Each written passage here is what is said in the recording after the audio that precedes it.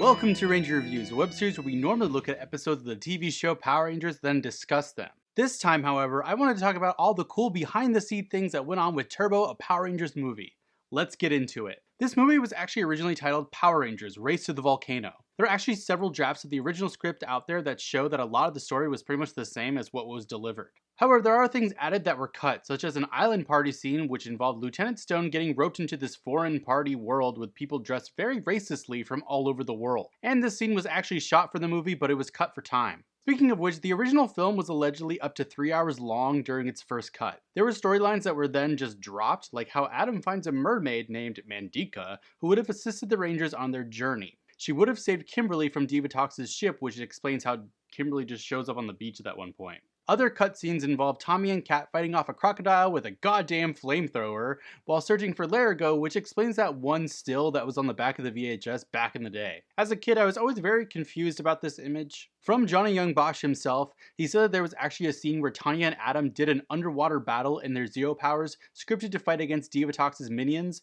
but in the end they would lose. He specifically pointed out that he would be coming out of the water with his suit in shreds. They also would have apparently stood into the actual colored chambers for some reason, probably to teleport out of the command center. Proof as an image was posted on his Instagram.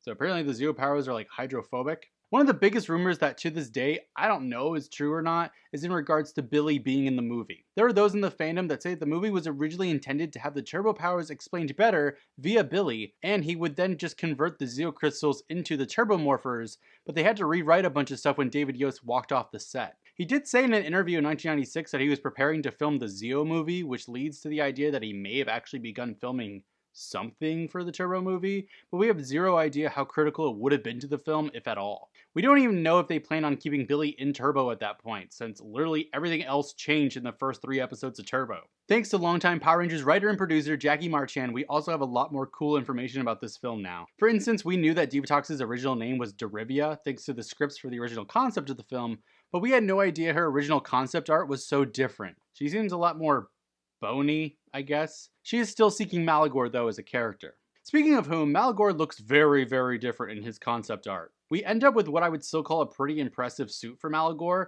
but this one has armor and weapons apparently. I say this design works better with the original concept of Derivia than it does Divatox's final attire, only in my opinion. They seem to go together better. We also get to see the original concept art for Larigo, who is a much cuter version here and less doll-like, as well as his wife and baby. Not too much change there overall, but wow, he works a lot better as a drawing than the terrifying gremlin that we got. There are also aqua suits for the Rangers. Why? No idea. But they had essentially added flippers, jets, and oxygen tanks to the suits. I couldn't tell you what exactly this would have been used for or how it even ties into the car-themed thing, but it must have been an idea that they were floating around long enough to actually get a concept art done about it. I would have loved to see an underwater battle with these suits, but let's be real, could they have actually really pulled this off without it just being their normal suits with a bunch of plastic bits added onto it and been there you go. Also, did you know that Blake Foster never even had to audition for the role of Justin? Apparently, executive producer Shuki Levy worked with him on another film, and they had been considering bringing on a child ranger into the mix. He thought that he would be perfect for it, and the rest was history. He asked, and Blake Foster accepted. Done deal.